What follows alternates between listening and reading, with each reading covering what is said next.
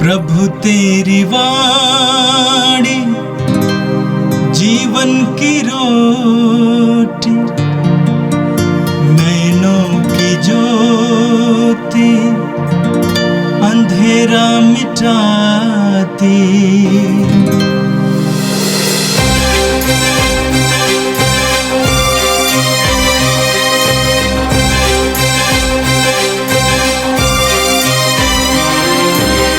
प्रभु तेरी वाणी जीवन की रोटी, नैनों की ज्योति अंधेरा मिटाती। प्रभु तेरी वाणी जीवन की रोटी, नैनों की ज्योति अंधेरा मिटाती।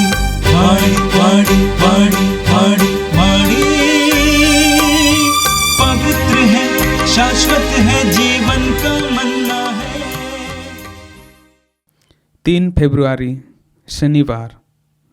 पहला पाठ राजाओं का पहला ग्रंथ, अध्याय 3, वचन संख्याएं 4 से 13 तक। सुलेमान बलि चढ़ाने गिबेयान गया, क्योंकि यह बलि चढ़ाने की मुख्य पहाड़ी थी। सुलेमान ने वहाँ की वेदी पर 1000 होम बलियाँ चढ़ाई। गिबेयोन में प्रभु रात को सुलेमान को स्वप्न में दिखाई दिया। ईश्वर ने कहा, बताओ मैं तुमको क्या दे दूं?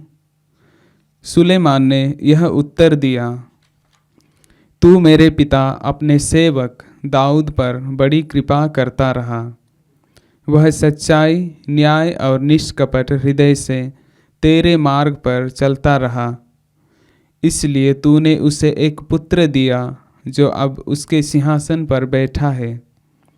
हे प्रभु मेरे ईश्वर, तूने अपने इस सेवक को उसके पिता दाऊद के स्थान पर राजा बनाया, लेकिन मैं अभी छोटा हूँ। मैं यह नहीं जानता कि मुझे क्या करना चाहिए। मैं यहाँ तेरी चुनी हुई प्रजा के बीच हूँ। यह राष्ट्र इतना महान है कि उसके निवासियों की गिनती नहीं हो सकती। अपने इस सेवक को विवेक देने की कृपा कर, जिससे वह न्यायपूर्वक तेरी प्रजा का शासन करे और भला तथा बुरा पहचान सके। नहीं तो कौन तेरी इस असंख्य प्रजा का शासन कर सकता है? सुलेमान का यह निवेदन प्रभु को अच्छा लगा। प्रभु ने उससे कहा, तुमने अपने लिए ना तो लंबी आयु मांगी, ना धन संपत्ति और ना अपने शत्रुओं का विनाश। तुमने न्याय करने का विवेक मांगा है। इसलिए मैं तुम्हारी इच्छा पूरी करूँगा। मैं तुमको ऐसी बुद्धि और ऐसा विवेक प्रदान करूँगा कि तुम्हारे सामने ना तो पहले कभी कोई था और ना बाद में कभी कोई होगा। और जिससे तुम नहीं मांगा, मैं उसे भी तुम्हें दे देता हूँ, अर्थात ऐसी धन संपत्ति तथा ऐसा ऐश्वर्य जिससे कोई भी राजा तुम्हारी बराबरी नहीं कर पाएगा। यह प्रभु की वाणी है। संत मार्कुस के अनुसार प्रभु यीशु का पवित्र सुसमाचार, अध्याय 6, पद संख्याएं 30 से लेकर 34 तक। प्रेरितों ने यीशु के पास लौटकर उन्हें बताया कि हम लोगों ने क्या क्या किया और क्या क्या सिखलाया है। तब यीशु ने उनसे कहा, तुम लोग अकेले ही मेरे साथ निर्जन स्थान चले आओ और थोड़ा विश्राम कर लो, क्योंकि इतने लोग आया जाया करते थे कि उन्हें भोजन करने की भी फुर्सत नहीं रहती थी। इसलिए वे नाव पर चढ़कर अकेले ही निर्जन स्थान की ओर चल दिए। उन्हें जाते देखकर बहुत से लोग समझ गए कि वो कहाँ जा रहे हैं। वे नगर नगर से निकलकर पैदल ही उधर दौड़ पड़े और उनसे पहले ही वहां पहुंच गए।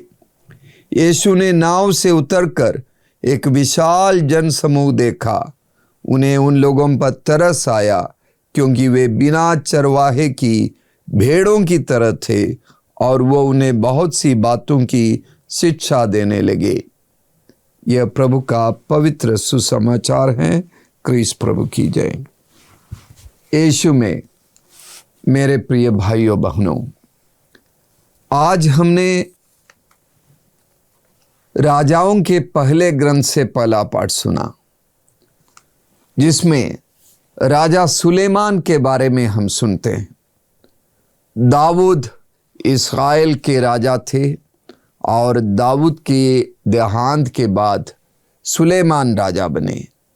सुलेमान ने अच्छे ढंग से शासन करना शुरू किया और शुरुआत में वे गिबेओन जाकर 1000 बलि दी और एक बहुत अच्छी शुरुआत उन्होंने की। वे गिबेओन में रहते हुए एक स्वप्न उन्हें दिखाई दिया। सुलेमान को मालूम था कि वो राष्ट्र बहुत बड़े महान राष्ट्र के वो राजा हैं और उसकी बड़ी जिम्मेदारी है। और जब स्वप्न में उसे प्रभु आके दर्शन देते हैं और कहते हैं तुम्हें किस चीज़ की ज़रूरत है बताओ, तो वो बड़ी विनम्रता के साथ ये कहता है मैं अभी छोटा हूँ, मैं ये नहीं जानता कि मुझे क्या करना चाहिए।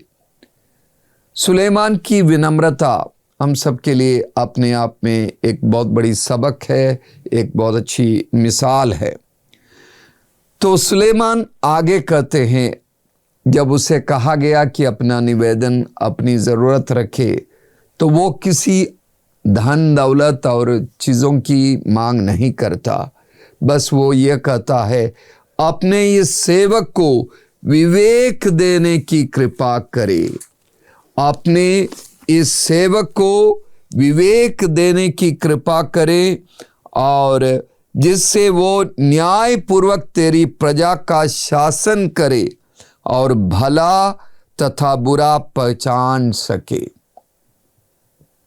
मेरे प्रिय भाई बहनों, हम सबके लिए यह एक बहुत अच्छी प्रार्थना बन सकती है, अपने इस सेवक को विवेक देने की कृपा कर।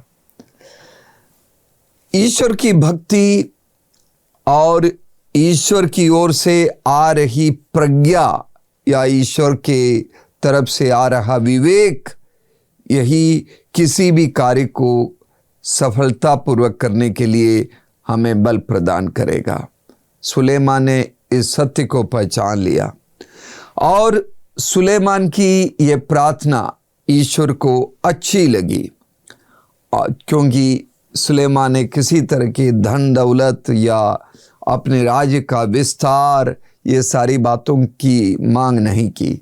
सुलेमान ने ये भी नहीं कहा कि मेरे जितने भी शत्रु हैं उन सबको मरवा डालो या वे लोग ख़त्म हो जाए, इस तरह की किसी भी मांग नहीं थी।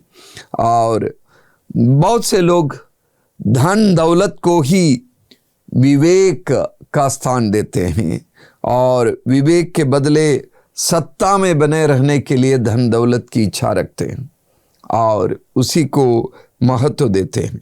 लेकिन सुलेमान ने केवल विवेक देने की कृपा मांगी और ईश्वर ने सुलेमान को भरपूर विवेक दिया। और एक उदाहरण इसी अध्याय में ही दिया हुआ है।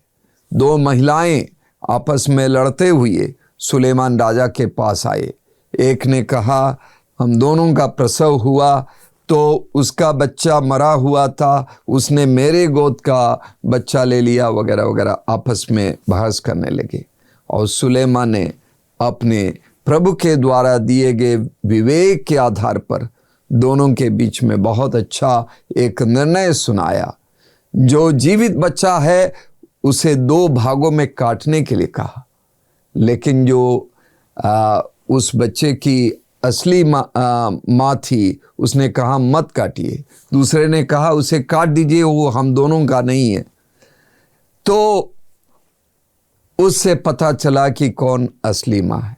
तो इस तरह बहुत सारे निर्णय लेने में सुलेमान ने अपना विवेक दर्शाया और सचमुच उसने बहुत अच्छा राज किया। हाँ, बाद में चलकर उसके अंदर अहंकार आया और प्रभु के मार्ग से वो हट गया। प्रिय भाइयों बहनों, सुलेमान ने जिस अंदाज से प्रभु से प्रार्थना की, मैं छोटा हूँ, इस विनम्रता के साथ और ईश्वर की प्रज्ञा, ईश्वर का विवेक मांगते हुए हम परमेश्वर से प्रार्थना करें, हमारा जीवन सफल हो जाएगा। हमें अन्य चीज़ों की किसी प्रकार की ज़रूरत नहीं है। आज के सुसमाचार की ओर मैं आपका ध्यान आकर्षित करना चाहता हूँ। एक कहानी है एक लकड़हारे की। एक लकड़हारा एक बड़े टाल के मालिक के पास जाके कहा कि मैं लकड़ी काटने में उस्ताद हूँ, आप मुझे अपने टाल में नौकरी पर रखें। और उस मालिक ने उसे नौकरी पर रख लिया। पहले ही दिन उस लकड़हारे ने 18 पेड़ के लट्ठे काट दिए और दूसरे दिन उसने 15 पेड़ काटे, तीसरे दिन 10 पेड़ों के लट्ठे काटे और प्रतिदिन उसके बाद गिनती कम होती गई। और पहले दिन उसके मालिक बहुत खुश थे, उसने बहुत शाबाशी दी और ये लकड़हारा भी बहुत खुश था। लेकिन उसे दुख हुआ कि उसकी क्षमता कमज़ोर हो रही है। वो अपने आप से पूछने लगा, क्या मैं कमज़ोर हो गया हूँ, मेरी ताकत कमज़ोर हो गई है कि मैं क्यों ज़्यादा लकड़ी नहीं काट पा रहा हूँ। उसने अपने मालिक के पास जाकर कहा कि मालिक मुझे क्षमा करिए, पता नहीं चल रहा है, मैं आपकी इच्छा के अनुसार कार्य नहीं कर पा रहा हूँ, प्रतिदिन मेरे काम कम होता जा रहा है। और उस मालिक ने उससे लकड़हारे से सवाल पूछा, आपने कितने दिन पहले अपनी कुल्हाड़ी की धार बढ़ाया है? कुल्हाड़ी को कब आपने पैना किया है? कुल्हाड़ी को पैना करने के लिए मेरे पास समय कहाँ है? वो लकड़हारा बोलने लगा, मैं बस काम करता जा रहा हूँ, मैं बस पेड़ काटता जा रहा हूँ, मेरे पास टाइम नहीं है, समय नहीं है। लेकिन उस मालिक ने कहा कि पैना करना ज़रूरी है, धार बढ़ाना ज़रूरी है, बाड़ बढ़ाना ज़रूरी है, तभी वो काम हो पाएगा सफलता से। तो लकड़हारा बस लकड़ी काटने में व्यस्त था। उसकी वो व्यस्तता ने उसके धंधे पर, उसके काम पर असर किया। वो बिजी था, उसका वो बिजनेस जो है, बिजीपन जो है, उसके अपने बिजनेस पर बहुत बुरा असर किया। क्या हम भी अपने जीवन में काम करने में बिजी है कि हम अपने जीवन की धार को नहीं बढ़ा पा रहे हैं? आज के सुसमाचार के द्वारा प्रभु यीशु अपने शिष्यों को और हम सबको आमंत्रित करते हैं, आओ विश्राम कर लो, निर्जन स्थान की ओर जा चले और थोड़ा विश्राम कर लो। शिष्य जिस कार्य के लिए प्रभु ने शिष्यों को भेजा, उस कार्य को अंजाम देकर वापस आ गए हैं। प्रभु से कह रहे हैं, उसका वृत्तांत सुना रहे हैं बड़ी खुशी से कि क्या क्या उन्होंने हासिल किया, किस तरह अबदूतों को निकाला, किस तरह रोगियों को चंगा किया। ये सारी बातें उन्होंने प्रभु से बताया कि हम लोगों ने क्या क्या किया और क्या क्या सिखलाया है। तब यीशु ने उनसे कहा, तुम लोग अकेले ही मेरे साथ निर्जन स्थान चले आओ और थोड़ा विश्राम कर लो। तो हर कार्य को, हर गतिविधि को विश्राम और राहत देकर उसे और संपोषित करने की ज़रूरत है। इसलिए प्रभु कहते हैं, चलो आओ थोड़ी देर विश्राम कर लो। संत पापा फ्रांसिस अपने एक लेख में कहते हैं, excessive activity is one of the diseases crippling our life. अत्यधिक गतिविधियां, अत्यधिक कार्य हमारे जीवन को अपंग बना रहे हैं। तो यीशु में मेरे प्रिय भाइयों बहनों, यदि हम कार्य ही करते रहें, हम गतिविधियों में ही उलझे रहेंगे, तो हमारे जीवन में अपंगता आएगी, विकलांगता आएगी। हमारे आध्यात्मिक जीवन में हमारी पूरी क्षमता नहीं आएगी। हम पूरी क्षमता के साथ, ताकत के साथ काम नहीं कर पाएंगे। हम काम करते जा रहे हैं, हमारे जीवन के अन्य पहलू पर क्या हम यथोचित महत्व देते हैं? और हमें ज़रूरत है कि हम प्रतिदिन प्रभु के पास बैठने, प्रभु से वार्तालाप करने की ज़रूरत है। वही हमें अपनी कृपा से आशीष देंगे, वही हमें मार्गदर्शन करेंगे। हम अपने जीवन में व्यक्तिगत प्रार्थना के द्वारा, जिसका कभी भी किसी भी गतिविधि से समझौता नहीं किया जा सकता, उस व्यक्तिगत प्रार्थना के द्वारा प्रभु के पास बैठकर हमें अपनी ताकत को बढ़ाने की ज़रूरत है, अपनी धार को बढ़ाने की ज़रूरत है। व्यक्तिगत बाइबल पाठ, बाइबल के पठन की ज़रूरत है और मनन चिंतन की ज़रूरत है, ताकि हम प्रभु के प्रेम में आगे बढ़े। क्रिस्तीय मूल्यों में बढ़ने के लिए कदम बढ़ाने की ज़रूरत है, ताकि हमारे आत्मिक जीवन की धार बढ़ जाए। क्या मैं गतिविधियों में इतना संलिप्त हो जाता हूँ कि दूसरे लोगों से मिलने जुलने और उनसे वार्तालाप करने, उनसे प्रेम संबंध को और मजबूत करने के लिए मेरे पास समय नहीं है? मेरा परिवार, मेरा समुदाय, मेरे मित्र, मेरी मदद के ज़रूरतमंद लोग, इन सब को मेरे समय की ज़रूरत है, उनके साथ बैठने की ज़रूरत है, उन्हें समय देने की ज़रूरत है। क्या मेरे जीवन की व्यस्तता में इनके लिए कोई जगह है? क्या मैं अपने लिए समय दे पाता हूँ?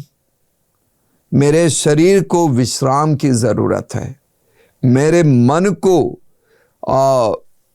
मेरी बुद्धि को धार बढ़ाने की ज़रूरत है, मुझे अपनी कुशलता बढ़ाने की ज़रूरत है, और मेरे अच्छे अच्छे उपयोगी शौक को, जो दूसरों के लिए भी उपयोगी है, उन हॉबीज़ को बढ़ाने की ज़रूरत है।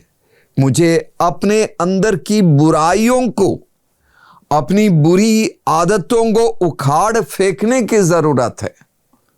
और ये भी तभी संभव है जब हम यीशु के पास बैठे विश्राम कर ले। मेरे अंदर की क्षमता कभी कभी बह रही है बाहर और व्यर्थ हो रही है और उसका उपयोग नहीं हो रहा है। मुझे इस तरह वो बर्बाद होने से रोकने की ज़रूरत है। उसके लिए मुझे अपनी धार को बढ़ाना होगा, विश्राम करने की ज़रूरत है, प्रभु के साथ बैठकर विश्राम करने की ज़रूरत है। प्रभु कहते हैं, आओ निर्जन प्रदेश की ओर चले और मेरे साथ थोड़ी देर विश्राम कर लो। ये आमंत्रण का व्यावहारिक स्वरूप है। परम प्रसाद में उपस्थित यीशु हमें बुला रहे हैं कि हम उस परम प्रसाद में उपस्थित यीशु के सम्मुख समय बिताएं और यीशु की कृपा को प्राप्त कर ले।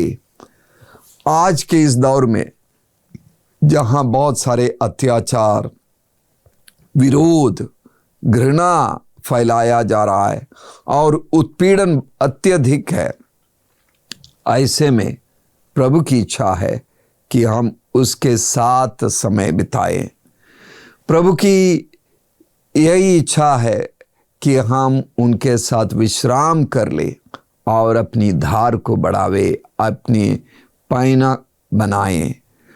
प्रभु हमारी प्रतीक्षा कर रहा है कि हम कुछ पल उनके साथ समय बिताए, हम अपने जीवन की कुल्हाड़ी की धार बढ़ाएं ताकि हमारा क्रिस्तीय जीवन सार्थक हो जाए, वो वफादारी का जीवन बने, विश्वस्तता का जीवन बन जाए और हमारा क्रिस्तीय जीवन कारगर साबित हो जाए। आइए हम प्रार्थना करें।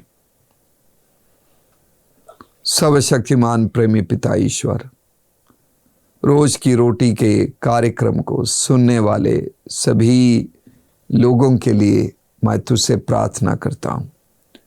हम सभी अपने जीवन की क्षमता को बढ़ाएं, हम सभी अपने जीवन की धार को बढ़ाने में सफल हो जाएं, हम तेरे साथ समय बिता सके, हम विश्राम कर सके, जीवन की व्यस्तता में तेरे संग रहने के महत्व को हम समझ पाएं, अपने अंदर की सारी बुराइयों को, सारे बंधनों को और सारे लत को हम उखाड़ फेंक सके, उसका उन्मूलन कर सके तेरी कृपा से। सुलेमान की तरह हम तुझसे प्रार्थना करते हैं प्रभु, तू अपने इस सेवक को विवेक देने की कृपा करे। प्रभु हमें बौद्धिक विवेक, आत्मिक विवेक दे ताकि हम अपने जीवन को और दूसरों के जीवन को भी तेरी कृपा के लायक बना सके।